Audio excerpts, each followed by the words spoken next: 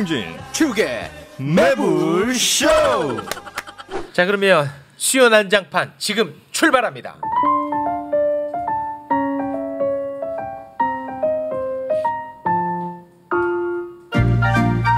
재밌을 것 같은 수요 난장판. 자, 오늘 네 분 소개해드리겠습니다. 먼저 깔깔이 최진보 교수님 어서 오십시오. 안녕하세요. 네, 반갑습니다. 자, 그리고 종교 다문화 비서관이 아닌 김성애 어서 오십시오. 네, 안녕하세요. 핵지목 김성애입니다. 네, 반갑습니다. 정치권에 김성애라는 이름이 왜 이렇게 많아요? 너무 많아요. 옛날에 그 강기정 의원 때리던 김성애도 김성애고 이번에 김성애도 김성애고. 이름 되게 드문 이름인데 괴롭습니다. 아, 그런데 항상 괴로워. 좋은 건 없어. 아, 좋은 게 별로 없어. 없어. 그냥 핵주먹 김성애라고. 근데 실제로 그 해명을 해야 될 수준이죠. 아, 실제로 댓글에도 막 달리고. 그러니까 김성애 그런 인간인지 몰랐다라는 게 심심찮게 올라와요, 실제로. 오해하시는 분이 많구나. 네. 아, 이게 뭐 되게 간단하게 무슨 뭐 동성애 정신병 김성애래 제가 이렇게 길지 않게 설명을 해버리니까 맞아요. 네, 일일이 해명할 수도 없고 괴롭습니다. 네, 오윤회도 우리 형님이랑 같이 방송 많이 했었는데 실망했다고 저한테 연락을 드렸어요. 자, 변희재 영혼의 단짝 오윤회 유권자 연대 대표님 어서 오십시오. 영혼의 단짝. 네. 안녕하세요. 반갑습니다. 네. 눈을 아니, 피해. 사람을 봐. 눈을 못 마주쳐. 아니, 지난번 나왔을 때 제가 시사복장이 아니라고 대표님이 좀 불편하셨다 해가지고 그랬어요? 제가 오늘 복장을. 최대한 시사복장. 시사복장이 최대한 제가 갖고 있는 옷 중에 얌전한 옷으로 오늘 저 어떻습니까? 시사 작업복입니다. 네. 네. 오늘 괜찮나요? 뭐 드레스는 아니니까. 네. 오, 합격입니다. 제가 한번 좀 드레스 입고 오셔가지고. 오늘도 역시 전혀 못 보고 있습니다. 요즘 뭐 장안의 화제입니다. 내가 변희재를 응원할 줄이야의 그 변희재입니다. 어서 오십시오. 네, 안녕하십니까. 네, 반갑습니다. 네. 난립니다 요즘. 그 매불쇼 출연 전과 후가 좀 많이 달라졌습니까? 뭐 삶이 바뀌었어요. 아, 참. 뭘 그렇게까지 얘기해? 우리 구속 전후보다 더 달라요? 미디어치 네. 팬들은 이제 매불쇼가 잠자는 사자를 깨웠다. 아니 매불쇼 나가고 나서 공중파에 진출을 했어요. 아, 진짜요? 어디요? YTN. 아, YTN에. 뭐 이제 좀 제도권 방송이죠. 아, 제도권. 아, 진짜. 약간 지금 흥분된 상태입니까? 아니 이제 주로 아침 점심 때 이제 들어놓고 자면 됐는데 네. 깨웠다는 게 자꾸 전화가 오고 이러다 보니까 네, 그래서 잠자는 사자를 깨웠다는 게. 그럼 이제 앞으로 맹활약을 할 예정인가요? 아니 저는 뭐 이미 네. 지난주 토요일부터 저는 윤석열 퇴진 집회를 시작을 했기 때문에 벌써 퇴진이에요? 네, 퇴진 집회를 시작을 해서 이제 취임했는데 더 볼 것도 없어요. 네, 볼 것도 없고. 형님 이제 결론 취임했. 났으니까. 다음 주에 이제 이번 주에 이제 대구를 또 해가지고 전국에서 이제 윤석열 퇴진 집회를 다 시작할 겁니다. 대구에서 돌 맞는 거 아닙니까? 그러니까 이제 대구가 원래 저희의 홈그라운드에서 탄핵 너무 집회를 복잡해졌어. 했는데 지금 이 적지에 들어가는 느낌이 좀 들어가지고 우리 팀에서 지금 바짝 긴장하고 있고. 예전에 이제 대구 갈 때는 굉장히 설레서 갔는데 항상 이제 편하게 들어가고 그래서 후원금도 많이 받고 했는데 그 이제 6월에 이제 저 김용민 이사장하고 광주에서 한번 집회를 김용민 이사장이면 우리가 알고 있는 그 똑똑한 김용민 해보려고 그러는데 이제 광주 들어가서 하니까 또 갑자기 마음이 편해지네. 김용민 이사장이랑 또 친합니까 이제? 이제 강동설을 하면서 김용민 이사장이 이제 용기를 많이 얻어서 자기도 이제 목사고시만 끝나면은 확실하게 그 퇴진 집회 하고 싸우겠다. 전사로서. 너무 근데. 그 정도까지만 해도 이제 정광훈 목사랑 함께 다니다가 이제는 김용민 목사랑 함께 다닙니다. 대한민국 정말 격변입니다. 뭐 삼국지 보는 것 같아. 그 부분에서는 김용민 이사장이랑 같이 하기가 어렵지 않습니까? 그 탄핵 관련해서는? 그 태블릿 PC까지만 한다. 거기까지. 그건 동의했습니까? 네, 그건 이제 검찰의 증거 조작이고 김용민 사장님 제 책을 다 보고 디테일에도 문제 없다 해서 이거는 검찰에게 누구든 조작서 받으면 안 되기 때문에 태블릿까지만 하고 탄핵은 별거다 해서 우리는 거기까지만 버스를 타고 같이 가다가 다시 내리는 걸로. 뭐야? 거기까지는 합니다. 다음 배를 타는군요. 이제 어쨌든 그 태블릿 PC는 한동훈 법무장관하고 윤석열이가 조작을 한 거기 때문에 그것만 하더라도 대통령 법무장관 자격이 없어요. 그래서 그 둘만 끌어내리고 각자 갈 길 가자. 거기 공동 목표군요. 자, 이 두 분은 그러면 어디까지 버스 같이 타실 겁니까? 저는 강 건너 불구경이에요. 내가 불을 지르는 것도 아니고 내 집에 불 난 것도 아니고 각자 지르시고 우리 강 건너 이렇게 멀찌감치 보고 있는 거예요. 심지어 부채질할 필요도 없어요. 자기들끼리 활활 타는 것입니다. 뭐 타블렛 PC 얘기는 저도 많이 보고 있지만 뭐 디테일에 대해서 제가 다 알지 못하기 때문에 일단은 관망. 저 분명히 말씀드립니다만 우리 매불쇼는 아직 태블릿 PC 건과 관련해서는 들을 준비가 안 돼 있습니다. 분명히 그거 선을 긋고 갑니다. 길게 보세요, 길게. 일단은 뭐 들을 의향 자체가 없다 이렇게 말씀드리겠습니다. 좀 서운해하시네. 아니 그게 뭐 어차피 뭐 우리가 이길 거니까 어차피 인정을 하실 겁니다. 그렇습니까? 알겠습니다. 지난번에 정말 이런저런 다양한 이야기를 많이 나눴습니다만. 많은 분들이 어떻게 밥 먹으러 갔는데 스키다시만 먹고 메인 요리를 먹지 않느냐. 왜냐? 진중권 얘기를 하지 않았다 이거예요. 진중권 씨와는 이제 대학 후배. 그렇죠. 그리고 오랜 악연. 명예훼손 등과 관련해 가지고 법적 소송까지도 갔었고 그리고 사망유의였나요? 토론. 그때 이제 진중권 씨한테 패배 선언을 이끌어낸. 이끌었다. 그럼 누가 이긴 거예요? 변희재가. 이겼다고. 모든 도박사들은 진중권이 이길 것이다라고 얘기했어요. 그때 94대 6. 94대 6. 사전이 조사해서 94대 6으로 진중권이 이길 것 했다가 1시간 반 만에 엎어졌죠. 토론한 거예요? 토론을 두 분이 했었어요. 1대1로. 그때 주제는 뭐였어요? 그러니까. 뭐 NLL 안보 정책 문제가 약간 근데 진중권 교수가 좀 준비가 좀 덜 돼 있었었죠? 네이버 지식인만 보고 왔어요.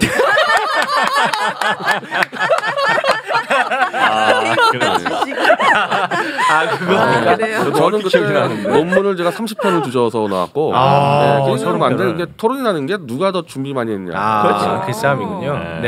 그래서 제가 좀 궁금한 게 있는데 그 관련해서 약간 좀 논평을 하신 게 있는 것 같아가지고 진중권 교수 하면은 우리가 이제 흔히 소위 말하는 진보 농객으로 알려져 있지 않습니까? 그러다가 이제 뭐 조금씩 뭐 변모하고 본인은 사회주의자라고 얘기를 해요. 사회주의자라고 얘기를 합니다. 그런데 지금 왜 윤석열 대통령과 한동훈 장관에게 그렇게까지 호의적인지 그거는 조금 어렵더라고요. 해석하기가. 한동훈 윤석열에게 호의적이라기보다는 민주당에 굉장히 적대적인 거 아니에요? 그러기에는 한동훈 장관을 제2의 노무현이 탄생했다.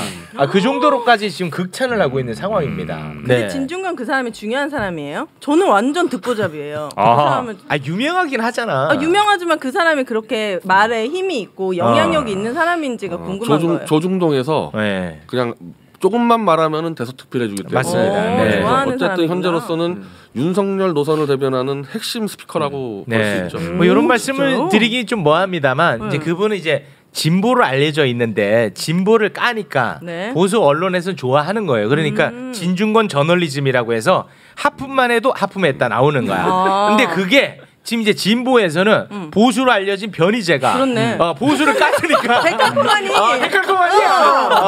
똑같네. 뭔가 평행 이론이 있네요. 그거 어떻게 생각하십니까? 근데 이제 우리 입장에서 일단 윤석열하고 한동훈은 보수가 아니에요. 그거는 그냥 그 조작 날조 검사를 좌우로 나눌 필요가 없는 거죠. 그거는 범죄자들이야 범죄자. 거기는 뭐 이념 따위는 없다. 범죄자들한테 뭐 좌냐우냐서 그런 거고. 저도 동의해요 거기.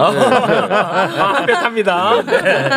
진중권은 어쨌든 자기가 나는 최근까지도 사회주의자라고 얘기한 걸 제가 확인을 했는데 조국 비판했던 이유가 사회주의를 배신했다 조국이 뭐 이런 식으로 해서 이념으로 끌고 가더라고. 그러면서 이제 민주당도 사회주의를 배신했다 가는데 근데 그렇게 따지면 그럼 이제 윤석열과 한동훈은 사회주의자인가? 사실 앞뒤가 좀 안 맞는 분 있죠. 이렇게 이념적으로 판단했을 때는. 그냥 진중권 씨는 좀 농객을 하면서 제가 좀 20년 이상을 늘 뭐 싸워다 보니까 그러니까요. 저하고 비교할 때 상대적으로 좀 권력 숭상주의가 좀 있어요. 권력 숭상주의. 숭상주의가 있어.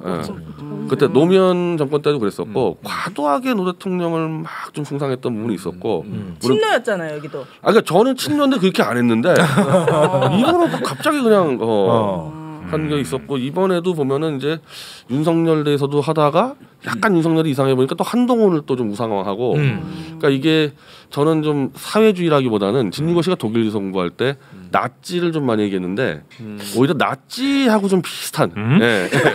아 형님 너무 네, 또 멀리 가신다. 아 그러니까 진중권을 연구해 본 사람 입장으로는 네, 나치즘에 좀 빠져 있는 것 같은데. 나치즘까지 갑니까? 아 좀 멀리 가시는 거 아니에요 오늘은? 아니 지금 제가 그래 진중권이 사회주의로서의 뭘 실천을 한다거나 그 들어본 적 있어요? 사회주의자라 그러면 어쨌든 좀 평등이나 이런 건데 나는 한 번도 진중권의 그 삶의 태도에서 사회주의자의 요소를 본 적이 없는 게 대표적으로 그 친구 그 비행기 그 경비행기 탄다고 엄청 자랑하거든요. 여기자들 앞에서. 아 그렇습니까? 여기자들 태워준다 그러는데 그거 한 대 막 8천만 원 1억짜리를 가지고 그거 타고 다녀요. 오 경비행기 타고 다닙니다.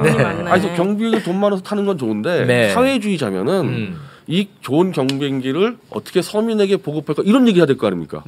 그 얘기 안 하고 항상 여자한테 자랑만 하는. 아니 근데 거기에 여자라는 단어가 꼭 들어가야 되는 거예요? 본인이 맨날 그렇게 하니까. 아니 그러니까 여자가 꼭 들어가야 되냐고. 아니 본인이 맨날 여자를 태워준다고 하니까. 맞아? 아 이거 팩트입니까? 아, 팩트예요. 그분도 솔로예요? 아니 그 결혼하셨죠. 아 그래요? 네. 일본인이랑 결혼하셨어요. 네네. 누구 일반인? 일본. 아 일본인. 네. 아 근데 그건 이제 사실상 그 별거나 이혼을 하고 그래서 자유롭게 뭐 누구하고도 동거를 하고 뭐 그래서 그 동거녀도 데리고 다니고 뭐 그래서. 아니 그거 강동서도 얘기했는데 뭐 팩트예요. 아무런 그 항의 전화 안 왔어요. 다 아는 얘기입니다. 어떻게 알아요? 아니 잠깐만 요거 하나 사실관계를 바로 잡아야 되는 게 지금 결혼 생활 서류상으로는 유지되고 있는 거죠. 그거는지 모르겠는데. 아, 그건 정확하게 모르고. 한 2000년 한 중반 때 진중권이 이제 그 자기 동거녀를 데리고 다니면서 기자들에게 다 소개를 해서 저도 본 적이 있고요. 기자들에게 왜 소개를 하지? 자기 여자를? 그게 이제 이 이른바 뭐 사회주의래요. 약간 샤르트르처럼. 네, 그게 뭐 페미니즘 뭐 그러니까 결혼했는데도 동거하고 이런 게 뭐 사회주의 페미니즘이라는 거니까. 아 사회주의 페미니즘. 고소 염려하지 마세요. 아니 뭐 고소까지 가지 않더라도 야 이거 좀 불편하지 않나 싶어가지고. 그분이 아니 이 방송 자체가 너무 멀리 가시니까. 아니 뭐. 잘 모르겠네요. 네. 저도 잘 모르는 분야라 뭐 이거 듣고만 있어야지 뭐 방법이 없네. 그리고 최근까지도 그 진중권 교수의 논문에 대해서 그렇게 아주 강하게 비판하시더만요. 논문 표절이에요? 그 이제 표절이라 그러려면요. 논문에 이제 이 격은 갖춰야지 표절인데. 진중권 이제 우리가 표절을 한 50여 명 정도 표절해봤을 때. 딱 2명이 걸려 있는데 낸실행하고 진중권.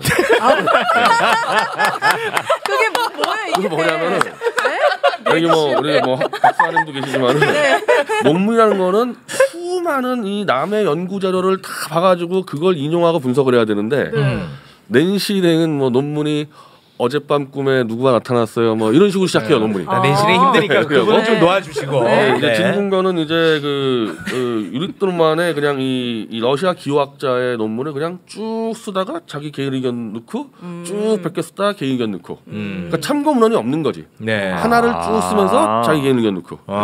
그래서 이거는 논문으로 우리가 뭐 표절했다고 얘기할 수도 없고 논문이 아닌 거죠. 그래요? 우리 저 김성애 소장님. 네. 진중권 교수를 매일 만나지 않습니까? 매일 방송하시잖아요. 그래요? 매일 방송해요. 네, 웃을 수가 없어. 이거 어떻게 합니까 오늘? 뭐 저야 뭐 제가 변희재 씨 주장에 동의할 생각은 전혀 없고요. 그 부인하고 아이하고 굉장히 행복한 결혼 생활을 지금도 하고 계시고. 거봐. 톡으로만 주고받고 전화 통화만 한다는 얘기를 제가 듣고 있는데 여튼 그렇게 지금도 행복한 결혼 생활을 하고 있는 것을 제가 이렇게 오랜 기간 동안 관찰하면서 봤습니다. 그래서 뭐 그 다른 관계에 대해서는 전 뭐 모르는 얘기예요. 모르는 얘기니까. 아니 그 가까이에서 이제 뭐 가끔은 다투기도 하고 자주 싸우죠. 뭐 논쟁도 하고 그러실 텐데 이제 그분의 어떤 논평이 예전에 비해서 뭔가 좀 감정이 앞서고 삐뚤어졌다. 뭐 이런 세간의 평이 많잖아요. 그 왜 그렇다고 생각하세요? 근데 이제 기본적으로는 반박하기 어려운 얘기들 많이 하고요. 전 많이 한다고 생각해요. 맞는 말을 많이 하고 맞는 말을 주로 많이 하는데 조국 교수 관련된 얘기가 나오면 조금 그 감성적으로 대응을 하시더라고요. 그거 왜 그런 거죠?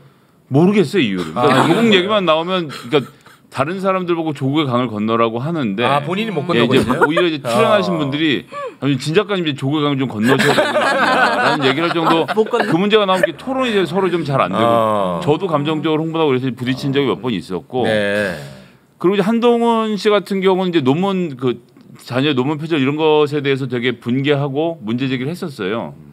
했는데 이거를 이제 민주당이 청문회 당일에 제대로 이렇게 딱 꼭지를 못 땄잖아요. 그렇게 되면서 비판은 하면서 한편으로 이제 한동훈이라는 그 어떤 엘리트의 캐릭터 이 자체에 대해서는 호감을 좀 갖고 있는 것 같더라고요. 제가 이제 그냥 보면 피상적으로만 보는 거겠지만 사람 심리 분석 좋아하거든요. 그러니까 그분이 뭐 이런저런 말들을 종합해 보면 조국으로 대표되는 혹은 뭐 586이라고 하는 사람들이 진보를 망가뜨렸다고 일단 기본적으로 판단하시는 것 같아요. 네, 진보에 뭐 어떤 이상도 있었을 수 있고 나간 방향이 있었는데 하여튼 어느 정도 좀 가다가 하여튼 그들 때문에 이게 망쳐졌다라고 이제 그분은 판단하시는 것 같아요. 제가 볼 때는. 그들이 이제 권력화되면서 완전히 다 망가뜨렸다. 네, 그래서 아마 그들을 그렇게 너무나 싫어하시고 그 대척점에 있는 사람들의 어쩔 수 없이 조금 더 후한 점수를 주는 게 아닌가. 예, 뭐 저는 아주 딱 그 말씀 맞다고 생각합니다. 그렇게 망쳤고, 근데 이제 386들이라고 불리는 이제 그룹들이 항상 하는 것 오류 중에 범하는 오류 중에 하나가 그렇게 망친 386들을 욕하면서 386들을 퇴진해야 된다고 말을 하는데 그 퇴진시키는 작업, 정리하는 것은 자기들이 해야 된다. 여기까지 논리가 이제 하나로 다 있는 상태라서. 그러니까 최근에 이제 진중권 씨 이제 글을 방송에서 많이 안 봐서 그랬는지 모르겠는데 제가 그러니까 10년 전, 2008년 9년도 그러니까 사망리 전에 제가 이제 진중권 씨도 82학번이니까 이른바 386, 586 세대여서 그렇죠. 제가 그 당시에 586의 그 운동권 패거리즘이 나라 망치고 있다. 그 진중권 씨가 그때 586의 대변자로 무슨 소리냐? 그랬습니까? 586은 저항 의식기 때문에 다르다. 지금 근데 586 까고 있단 말이야, 진중권 씨가.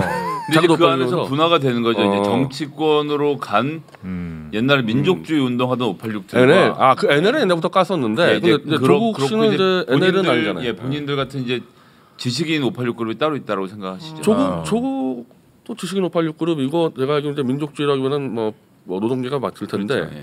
너무 어렵네요. NLPD 가면은 또 오윤의 집에 가야 돼요. 파리 한번 얘기하면 저 82년생인데요. 그거는 요 정도로 정리하겠습니다. 너무 어렵습니다. 너무 어려워요. 옆에 거 파트너 좀 챙겨요. 파트너라니요. 그래서 이제 대안을 한동훈 같은 그 한동훈 씨가 아마 73년생인가 74년생이니까 예, 저 하나인데 이제 한동훈 같은 그 차세대에 지금 이제 기대를 한다는 거니까 진중권 씨는. 그럼 차라리 저한테 기다라지. 누구보다 586고 많이 써갖고 내가 따인 것 같은데. 차세대를 찾을 거면 나한테 와라. 나는 뭐 자녀 뭐 경력 조작한 것도 없고. 자녀가 없습니다. 수사 조작한 것도 없고. 내가 따르지. 진중권 씨한테 다시 제가. 매불쇼에서 진중권이랑 두 분 이렇게 화합장을 좀 마련해 주세요. 화합은 쉽지 않을 거예요. 그래 토론이라도. 사망유의 이후로도 만나신 적이 있으세요? 아니죠. 한 번도. 그 사망유의 이후로 그 어디 토론장 나가서 변의 제기만 나오면요 얼굴이 확 굳어요 진짜. 그러세요? 그 정도요. 그때 하루 당해가지고. 뭔가 트라우마가 생겼나 보군요. 지금도 최근에 그 CBS에서 그때 아마 우리 김성애 이 소장님이 제가 그 강용석 고소했다고 얘기를 하니까 얼굴이 확 굳어가지고 어버버 하던데. 그분 하셨군요. 진짜요? 진짜였어? 그 강용석 지금 대통령 간의 통화 내용을 가지고 싸우고 진실공방. 있는데 민주당이 잘못했어요. 왜냐하면 대통령을 선거법 위반으로 걸었거든요.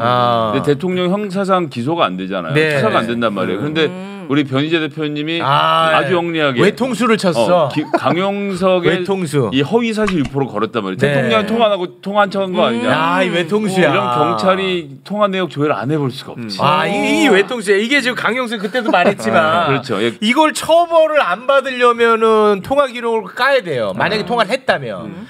그런데 아니 그게 아니라 경찰이 강용석 씨 핸드폰 볼 필요도 없어요. 왜요? 그냥 KT든 SK든 그 통신사에다 조회를 하면 6일 저녁에 통화한 사람들 번호가 다 뜹니다. 그래? 그럼요. 까고 안 까고가 아니야? 이게 1년 동안 통화한 내역은 KT에 다 저장이 돼 있어요. SK든 본인 통신사에. 거기 통화 내역을 조회해서 6일에 저녁에 모르는 번호가 있는 걸 추려내면 바로 잡을 수 있어요. 그럼 예를 들어 다른 번호로 통화할 수도 있잖아요. 그러니까 만약 윤석열 보좌관이라든지 명의가 아니고 그 옆에 분들이 그래서 그 번호를 해당 통신사에 보내는 과정을 통신사실 조회라고 하는데 그럼 그 압수수색 영장에 들어와 있는 사람들은 인적 사항을 다 가르쳐주게 돼 있습니다 경찰에다가. 그러니까 그날 몇 시에 예를 들어서 윤석열 대통령 보좌관의 번호가 거기 떴다 그러면 일단 강용석은 피해갈 수 있죠. 그러니까 아무튼간에 이게 완전 외통수거든요. 그 얘기를 제가 방송에서 언급했는데 그 부분만 보셨구나. 봤어요. 표정이 아주 사색이더라고요. 아 사색. 강용석이 아니라 내 이름이 나오니까. 그 이제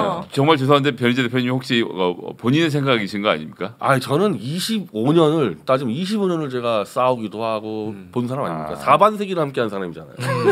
딱 보면 알죠. 딱 보면 알아. 자 그럼 자연스럽게 진중권에서 강용석으로 넘어가겠습니다. 네. 아니 이거 외통수를 쳤는데 그걸 염두에 두고 하신 일입니까? 저 선관위가 윤석열 대통령을 조사를 못하죠. 뻔하죠. 네네. 그러니까 당연히 이제 강용석이 그러면은 인정도 안 했고 내가 그냥 사기쳤다 인정도 안 했고 그러면 이제 선관위에다가 이제 넣어서 일단 선관위가 1차적으로 강용석을 조사하고 안 되면 경찰이 이제 강제 조사하는데 이거는 뭐 판가름이 날 수밖에 없죠. 전화가 왔냐 안 왔냐. 만약 왔다 하면은 직접 왔냐 또 뭐 보좌관이 왔냐 뭐 이렇게 되는데 어쨌든 강용석이 현재까지는 직접 왔다 그랬기 때문에 직접 안 왔다 그러면 이건 무조건 사실 공표죄고. 직접 온 게 확인되면 이제 윤석열 대통령이 이제 심각한 거짓말 논란에 가는 거죠. 완전히 거짓말이 되고. 변희재 대표 입장에서는 강용석이 다치든 윤석열 대통령이 다치든 어느 쪽으로 꽃놀이 팬 거죠. 그렇습니다. 저는 또 강용석도 뭐 15년 정도 그 반세기까지 안 됐는데 4반세기는 잘 아는데 정말 이 사기의 달인인데 전 이번 건은 사기 안 친 것 같아요. 이번은 정황상 직접 받은 게 맞는 거예요. 내심으로는 강용석이 약간 옳다라고 생각하시군요. 네, 저는 그거를 전제로 허위사실 공표를 넣었어요. 근데 외피는 어떻게 썼냐면 윤석열 대통령이 진실을 얘기한다고 외피를 썼더라고.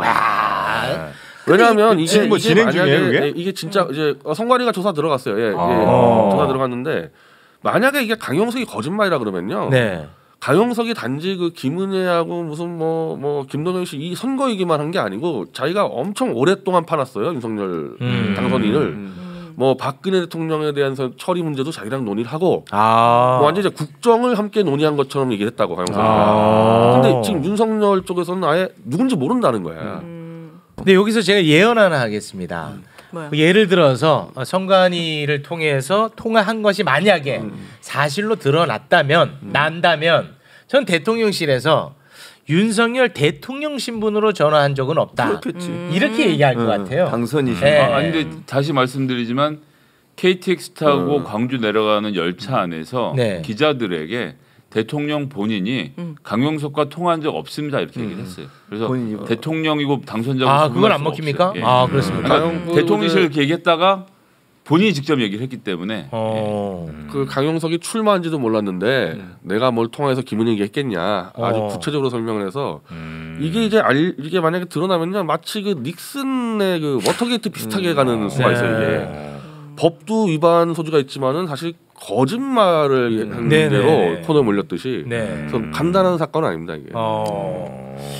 근데 이제 변희재 대표 기대는 하고 있는데 문제는 이제 당선자 신분이 되면 본인 전화기로 통화를 하는 게 아니라 이제 비화기라고 해서 이 보안 장치가 달려 있는 전화기나 전혀 할 수 없는 번호를 했을 가능성이 있기 때문에 법적으로는 미궁 상태로 빠져 들어갈 가능성이 있죠.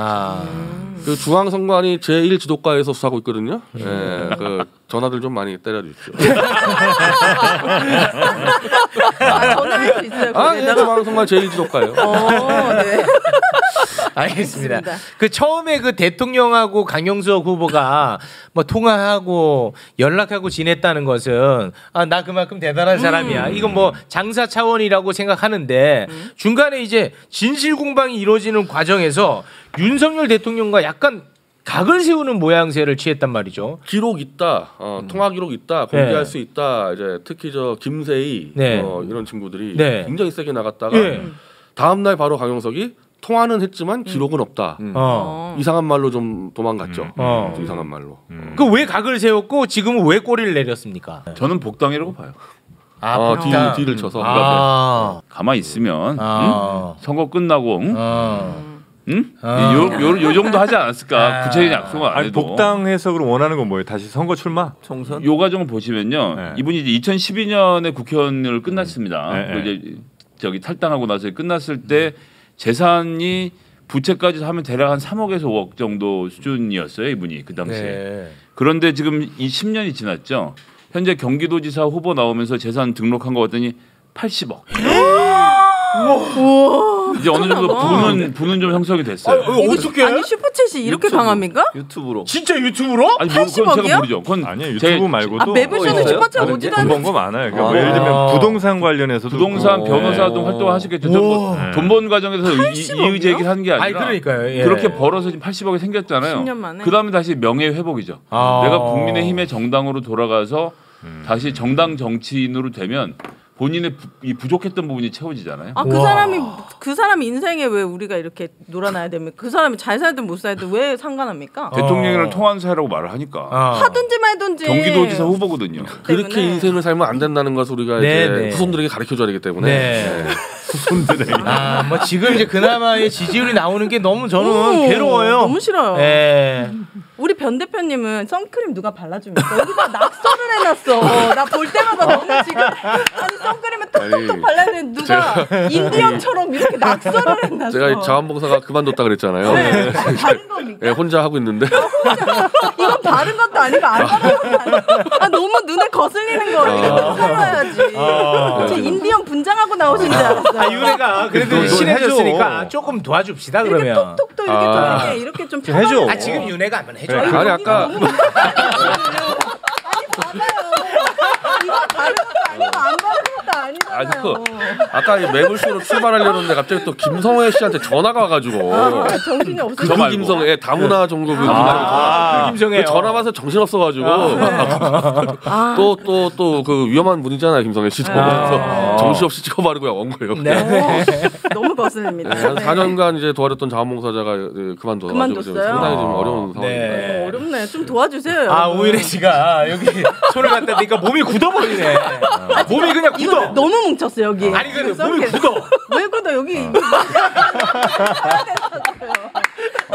제가 뭘 좀 사줘야겠어 진짜. 마치 변희재를 본 진중권처럼.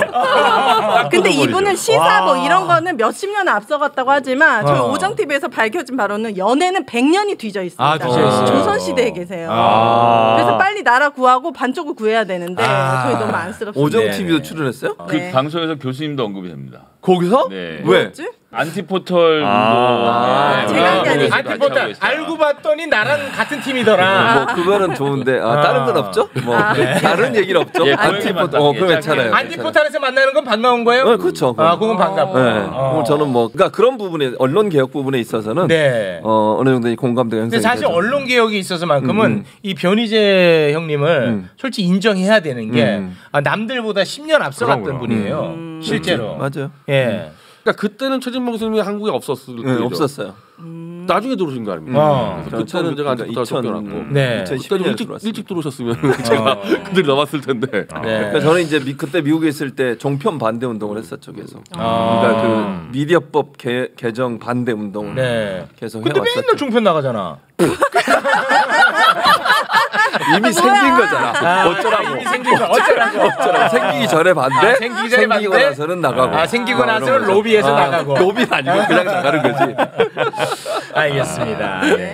자 그러면은 이분이 뭐 아까부터 계속해서 안동훈 장관 이야기를 하셨으니까 이 얘기를 좀 한번 나눠보겠습니다. 윤석열 대통령, 한동훈 장관 언제나 공정과 상식을 이야기하고 있고 이번에 검찰 인사를 또 단행했습니다. 근데 거기 송경호 중앙지검장 이분들이 다 강조하는 게 뭐냐면 강자 엄단이야. 강자 엄단. 그런데 보면은 과거의 강자들은 아주 빠르게 갑니다. 현재 강자들은 지지부진하고 뭐 각하 처분하고 무혐의 처분합니다. 이거 어떻게 결국 원하는 게 뭡니까 이분들이? 근데 그 팀이 지금 있는 이 한동훈 이 팀이 윤석열까지 포함해서 문재인 정권 당시 이제 중앙지검을 장악했던 그 팀 아닙니까? 맞습니다. 네. 그럼 그분들은 그때도 전전 정권이 이명박 박근혜 정권에서 200명을 감옥에 집어넣었다니까요. 그때도. 그럼 지금도 그 똑같이 하겠죠. 네, 전전 정권이나 이렇게 잡지.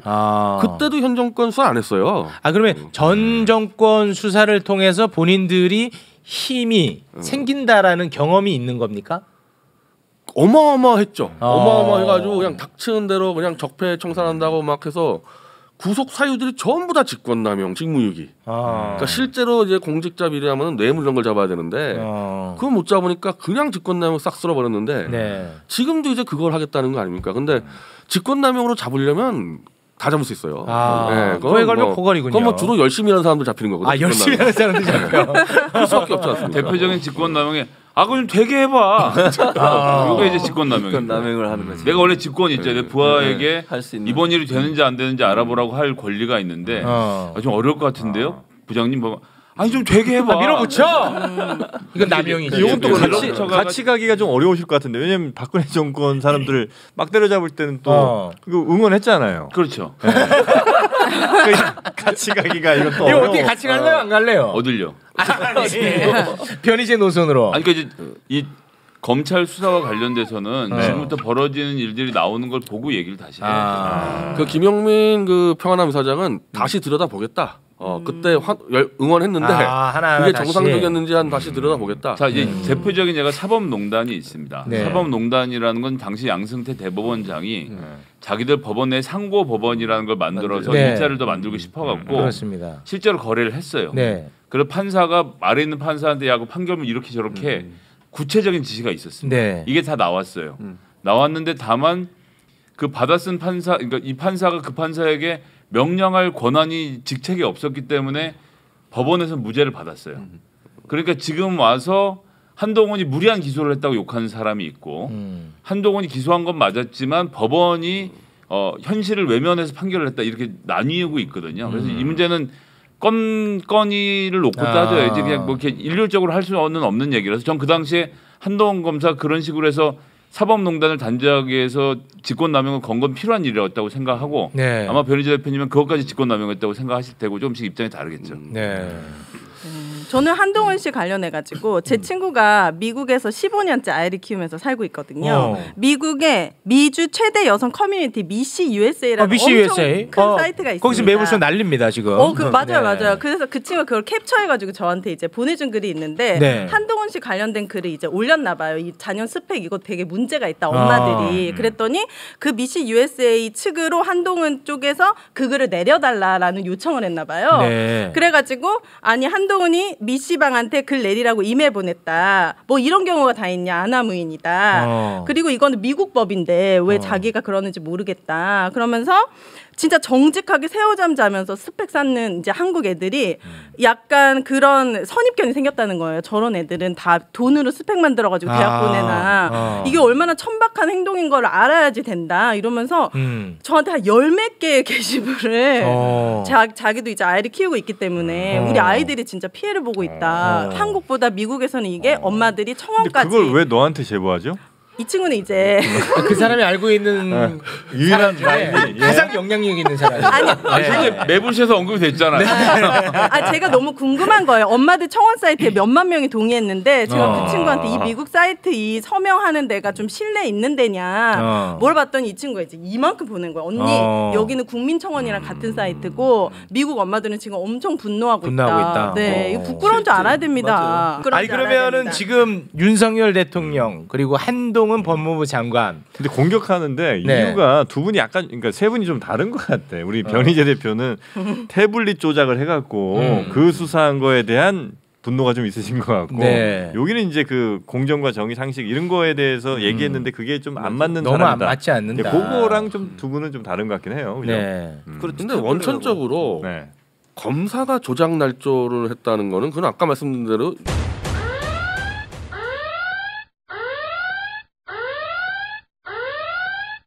그러면 이분들의 머릿속에 뭐 예를 들어서 문재인 전 대통령을 겨누는 그 마음이 있을까요? 저는 솔직히 윤석열 같은 경우는 별로 없을 거라고 봐요. 아 그렇습니까? 왜냐하면 이 윤석열이 저쪽 보수 쪽으로 넘어가서 대통령 되는 과정에서 나는 문재인 대통령이 뭐 태클이 온 게 하나도 없어요. 그리고 심지어 이제 저희가 대선 때 딱 보면은 완전히 문재인 대통령은 이재명하고 윤석열에 완벽하게 중립을 시켰어. 뭐 사탕 하나 주면 여기나 줬다 여기 줬다 이래가지고 네. 아마 난 아무런 뭐 감정도 없을 거고 복속도 없을 거라고. 아 그렇습니까? 다만 한동훈은 모르겠어. 한동훈은 뭐 자기 뭐 당했다 그러니까. 뭐 한직으로 갔다 네. 생각하니까. 저는 이제 지금 처음에 건드리는 건 루나 테라를 먼저 건드리죠. 비트코인 관련돼서 건드리는 것은 20, 30대 본인 지지층을 다시 좀 복원하는 의미를 가지고 있다고 보고 그 다음은 라임을 할 거예요. 라임 사건은 여야 할 거 없이 정치인들이 연루되어 있을 수밖에 없고. 아 그럼 균형을 좀 맞춰서. 근데 지난 정권에 이게 덮인 거는 문재인 정부가 덮어서 덮인 게 아니고요. 네. 검찰 선배들이 덮어서 덮인 거거든요. 왜냐하면 여기도 검찰도 다 연루가 돼 있습니다. 원래 사기치는 놈들이 제일 먼저 찾아가는 게 전직 검사들이거든요. 그래서 근데 이번에 이 리미트를 해제해주면 야 전관 봐주지 말고 그냥 가라고 사인만 내주면 검사들부터 시작해서 여야 정치인들까지 해갖고 이 라임으로 사기치는 사람들이 쭉 잡혀 들어올 텐데 서민 피해 뭐 6천억 원 입혔던 당사자들이 알고 보니 이런 자들이고 국회에서 이런 자들 검찰 이런 자들 로비를 했다라는 걸 보여주는 것은 정치적으로 보복을 하면서도 야 역시 한동훈이네 증권합수부 새로 만들기 잘했네라는 이런 것들을 끌어낼 거기 때문에 전 초반엔 거길 노리고 그렇게 해서 지지율을 확보하고 나면 말씀하셨던 이제 그 다음 수순 그러니까 이제 직권남용으로 넘어가는 절차를 밟으려고 할 거예요. 그 라임을 하지 말아야 되나요 수사를? 해야죠. 해야죠. 다 잡아내야죠. 저는 그 점에 있어서는 뭐 응원까지는 아니지만 팔짱 끼고 지켜보고 있습니다. 그럼 만약에 거기에 한동훈 씨가 좋아하는 그런 패밀리들이 껴 있어도 검사들이 다 처벌합니까? 확인했겠지. 이미. 그러니까 이제 문제는 향응 받았던 걸 다들 기억하고 있잖아. 근데 향응 받은 거는 그 사건에서는 굉장히 밑에 있는 거라서 그건 해봐야 징계고요. 그래요? 룸사롱 가서 100만 원 얻어먹은 걸로는 어떻게 처벌이 크게 안 되고 거기 고문으로 들어와 있는 사람들 중에 검찰 관계자들이 있었어요.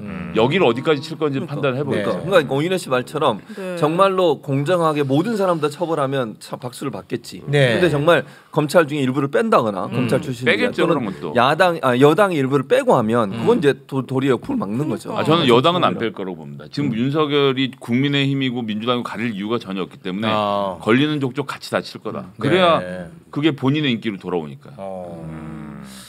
알겠습니다. 근데 그 야당이 지금 특검법을 언제든지 발의할 수 있는 의석수를 확보하고 있지 않습니까? 예를 들면 이제 법무부나 검찰이 수사방 이상하다 싶으면은 그거 깨버리고 특검법 할 수도 있고 만약에 김건희 수사를 안 한다? 그럼 도이치모터스도 특검법 할 수 있고 사실은 방어할 수 있는 무기라는 것도 많이 갖고 있어요. 근데 좀 이상하게 좀 야당이 저는 이제 이미 내각 개각 임명할 때부터 등등 했을 때 뭔가 이상하게 좀 의도적인지 아니면 뭐 힘이 빠졌는지 그냥 끌려갔다는 좀 느낌이 들어요. 사실은 막강한 힘을 갖고 있는데 야당이 자체로 봤을 때 그 국회 선진화법이 170석인데 그것도 넘어선 의석 아닙니까? 자체가.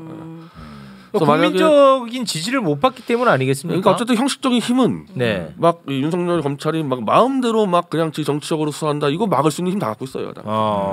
저 착한 정치가 꼭 좋은 정치는 아닌 것 같아요. 그러니까 뭔가 다 배려해주고 선비같이 상대를 봐가면서 해야지. 상대는 그런 선의를 전혀 고마워하지 않고 양심의 가책을 안 느낄 수가 있는데 빌런인데 뭐에 대한 얘기죠 이게?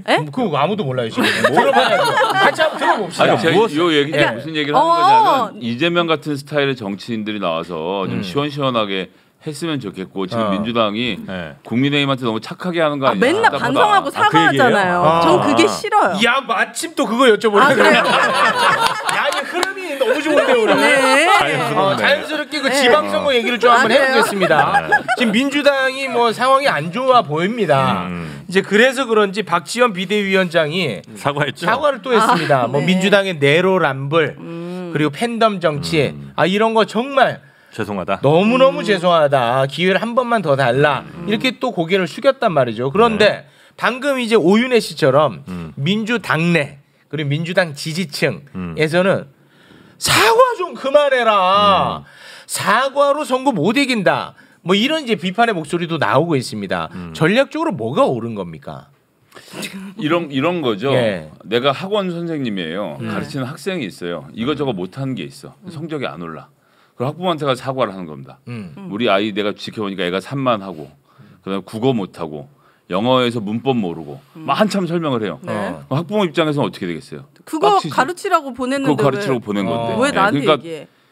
지금 그러니까 전 박지원 비대위원장이 학원 선생 입장에서 학부모한테 사과를 하고 있는 상황인데 근데 여기서 가장 큰 문제는 뭐냐면 학원 선생이라고 한다면 얘가 이거 못해요를 학부모한테 가서 사과해서 얘를 기를 죽일 때가 아니라 얘를 붙들고 어떻게 해야지 잘할지를 논의해야 될 때라고 생각해요. 그러니까 박지원 비대위원장이 지금 하고 있는 지적 중에서 옳은 부분도 있고 예를 들어서 전 차별금지법 제정에 찬성하는 정치적 입장을 갖고 있는데 지금 차별금지법 제정 안에서 지방선거 지고 있다고 생각하지는 않거든요. 우선 그런 일부를 떠나서 그럼 민주당 구성원들과 함께 어떻게 으쌰으쌰해서 이 분위기를 바꿀 것인가. 즉 정치적 세력으로서 법을 바꾸고 세력을 교체하는 것에서 무엇을 어떻게 할 것인가들을 안에서 논의를 해야 되는데 그냥 밖으로 선언만 하고 있는 것은 좀 공허하게 들리는 측면이 분명히 있습니다. 정무적 전략적 판단이 좀 아쉽다라는 말씀이에요. 게다가 지금 당 대변인 나와서 박지원 비대위원장 사과했지만 개인적인 사과다라는 얘기를 당일에 같이 섞어버리면 이게 뭐 하는 거야? 그러니까 비대위가 최소한 비대위끼리라도 모여서 이렇게 하겠다고 정하고 비대위가 사실 당 대표 권한을 갖고 있잖아요. 그럼 뭔가 좀 같이 움직였어야죠. 그러니까 당 대표는 사과했는데 대변인은 아니라고 그러고 그런 셈입니다. 저같이 이제 민주당을 지지하지 않는 사람이 보면 이제 딱 답이 떨어지는데, 그렇지. 그냥 잘못한 것들은 니네 내부에서 알아서 정리하고 잘할 것만 얘기하면 돼요. 근데 이렇게 떠들어 버리면 별 관심 없는 유권자들한테 우리가 뭘 잘못했는지를 다 알아주세요. 그거는 너무 무책임한 거예요. 잘못한 것들은 내부에서 자기들이 정리해야 되는 거고 잘할 것만 빨리빨리 얘기해가지고 해야 되는데 막 지치게 만드는 수가 있어요. 만약 이런 민주당 지지자들이 또 좋아하겠네. 그런 답답함이 있거든요. 전 정권에 대해서도 막 정권 교체를 하자고 얘기했던 것도 뭔가 문재인 전 대통령이 이 사람이 아니다 걸 빨리빨리 쳐내고 빨리빨리 바꾸고 좀 강력하게 했으면 좋겠다라는 바람이 있어서 또 이재명을 지지했던 사람들도 있는데 지금 박지원님 같은 경우에는 저는 잘 모르지만 너무 정치의 경험이 없는데 너무 큰 자리에 간 것이 아닐까. 오죽했으면 이재명 젠말에 박지원보다 오윤회가 낫다 이런 글이 올라오겠냐고. 그런 걸 챙겨보냐. 아니 팬분이 저한테 와갖고 다 알려주는 거예요. 너무 슬픈 일이잖아. 민주마을에 가서 오윤회를 하루에 2번씩 검색해본다는 소문이 있어요. 무슨 소리야. 너 그거 들뜨면 안 돼. 위험해. 민주당이 워낙 지금 지지율이 안 나오니까 전혀 관심 없습니다. 이제 박지원 비대위원장 입장에서는 어떻게든 내가 이제 현재 책임지고 있는 상황이니까 그렇죠. 뭐라도 해야 돼서 이제 이렇게 한 것 같은데 이게 이제 별로 효과적이지 않다는 거죠. 저는 혼자 한 것도 아닐 거라고 생각합니다. 구체적으로 말씀 못 드리지만 내부에서 이번 선거 열심히 준비하고 있는 분들이 당신이라도 좀 사과를 해줬으면 좋겠어라는 부탁을 했을 겁니다. 어쨌든 그러니까 지금 뭐 다 얘기를 나누셨지만 기본적으로 이제 박지원 위원장 같은 경우는 이제 내부를 컨트롤, 그러니까 그립감이 적어요. 그러니까 한마디로 얘기하면 잘 장악을 못 하고 있는 거지. 그렇겠죠. 근데 거기에다가 본인이 어쨌든 사과를 한 번 정도는 한두 번 할 수 있다고 봐요. 그러니까 전체적으로 봐서 성비인 문제 나왔을 때 문제 잘못됐습니다. 우리 반성하고 가겠습니다. 그럼 거기서 끝내야지. 그리고 내부를 다독이고 가야지. 그걸 사람 그 다음부터 이름 거명하는 세계 누구는 잘못해 누군 나가라 누구 나가라 이렇게 하면 안 돼요. 그게 무슨 민주당한테 무슨 도움이 되겠어요. 그러니까 지금 변희재 대표 얘기하고 똑같은 얘기인데 결국은 그렇게 되면 사람들의 머릿속에 각인되는 건 성비당 이렇게 각인이 계속 되는 거야. 그리고 제 친구들도 야 민주당 문제 많았네. 정치에 관심이 없던 사람들도 몰랐던 것도 여기 완전 썩었네. 잘못한지 몰랐던 것도 야 이런 짓 하고 다녔구나 얘들이. 이렇게 아는 거예요. 그렇게 되는 거야. 아니 근데 옛날에 맨날 뭐 사과하면 저 두루뭉술하게 사과하면 진정성이 없다고 그러고 본인들의 잘못에 대해서 정확하게 얘기하라고 그렇게 해야 진정성 있다고 얘기해놓고 이제 또 그렇게 사과하면 아니, 사과를 너무 릴레이처럼 하니까 그렇지. 누구도 하고 무슨 사과 릴레이합니까? 그러니까 예를 들어 비대위가 하는 사과의 정석이라고 하면 오늘 나왔던 얘기 중에 586 용태론 비슷한 얘기들이 있었어요. 586을 용퇴시키겠습니다는 사과가 안 됩니다. 그러니까 이렇게 해서 586이 민주당을 이렇게 망쳤고 해서 비대위는 이렇게 결정해서 다음번 선거에서 49세 이상은 출마를 못하도록 당규에 넣기로 했습니다.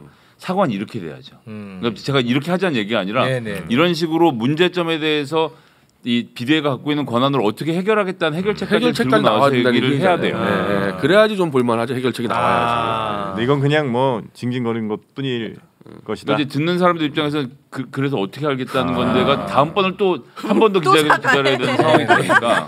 알겠습니다. 야 근데 나는 그 혹시 모르겠어요. 지금 뭐 김성현 소장님 민주당에 소속이 돼 있는지 네, 모르겠는데 당정이 있어요. 아니 근데 사실 대선에서 이렇게 끝나자마자 3개월 만에 선거는 원래 여당이 다 이겼어요 지금까지. 저 김대중 정권 나왔던 97년도에서 98년도 지자체 선거 압승했었고 이명박 그 정권이 들어선 다음에 바로 총선 또 압승했었고 그러니까 원천적으로 이기기 힘든 선거예요 이거. 그걸 인정하고 가면 된다. 그거를 참패한다는 걸 전제로 가져야 되는데 이건 너무 이기려고 막 하는 거 한덕수 총리 인준하는 거 보고 이기려고 너무 그 머리 쓰는 거 아닌가. 이건 지는 선거인데. 그러니까 사실 이재명 후보가 현재 계양구에 출마를 안 했다면 말씀하셨던 대로 선거를 조금 더 그 편하게 치를 수 있었는데 이제는 막 죽기 아니면 살기가 되어버리는 판도 사실은 민주당에겐 크게 좋은 건 아닙니다. 알겠습니다. 자 그럼 국민의힘 얘기 잠깐 좀 해보겠습니다. 그 이준석 전문가잖아요. 또 이준석 대표 징계를 선거 이후에 하는 이유를 뭐라고 파악하고 계신지가 궁금하고 그리고 이준석 대표 하면은 자기 할 말 다 하고 굉장히 전투적이고 눈치 안 보고 이런 캐릭터인데 요즘 보면은 조금 윤석열 대통령 뭐 대통령이니까 그럴 수 있지만 한동훈 장관한테도 약간 밑으로 들어가는 모양새거든요. 눈치 보는 느낌? 네, 약간 제가 뭐 편견인지 모르겠지만 원래 눈치를 엄청 많이 보는 친구예요. 그래요? 네. 그리고 사실 권력의 촉도 뛰어나고 정치 구단이지 쉽게 얘기하면. 정치 구단. 정치 구단이에요. 벌써. 나이가 지금 30대인데. 근데 여의도의 30대들 다 정치 구단이에요. 제가 보면 무시무시해 애들. 뭐 진짜 옛날 정치인들 막 권노갑이나 이수준의 막 겉멋을 쓰고. 그래서 이준석은 진짜 생존 투쟁을 하는 거죠. 지금. 생존 투쟁. 그 선거 이후에 징계하는 건 당연한 거 아니에요? 당연히. 뭐예요? 선거 앞두고 징계를 하겠어요? 당연히 그거는 안 하죠. 선거 앞두고. 그러니까 선거 이후에 징계한다는 건 징계를 한다는 거야? 아니면 안 한다는 거야? 징계를 한다는 얘기죠. 한다는 얘기예요? 이긴 다음에 다 이제 써먹고. 그렇습니까? 이제 선거 뛰게 해가지고 근데 뭐 요즘에 뭐 이준석 다 부르지도 않는다 그러는데 지역에서 어쨌든 뭐. 이 자기가 가지고 있다는 그 20대 30대 표 다 그거 모은 다음에 이제 투사고평 시키겠다 뭐 그런 전략 아니겠습니까? 그대로 당하고 있지는 않을 거 아니에요. 그러니까 그 친구가 또 이제 강용석이랑 손잡고.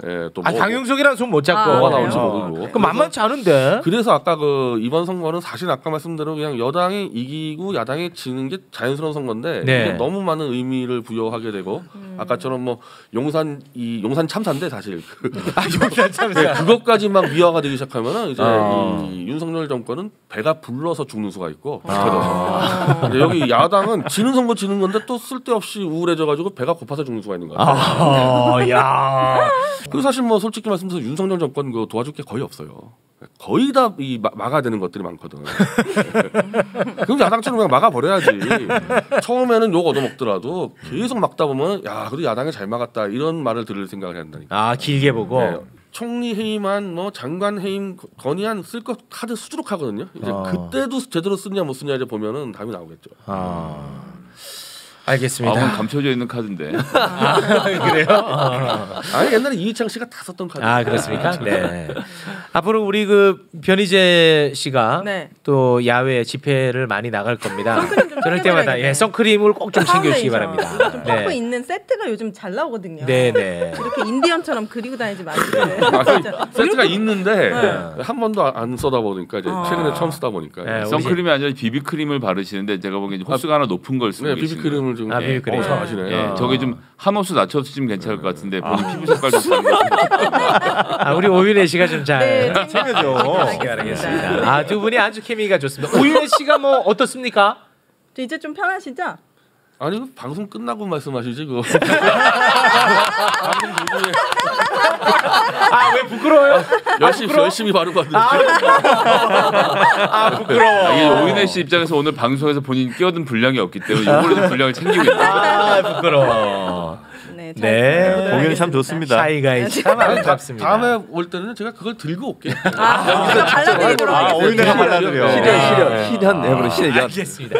낸실행 오윤혜 누가 그래도 좀 더 편합니까? 낸실행이랑 나를 비교해. 옛날은 낸실행이랑 짝꿍이었어. 둘이 사귀었어요? 사귄 건 아닌데 사귀냐는 얘기까지는 더 돌았었어. 진짜요? 누가 더 편합니까 대학이?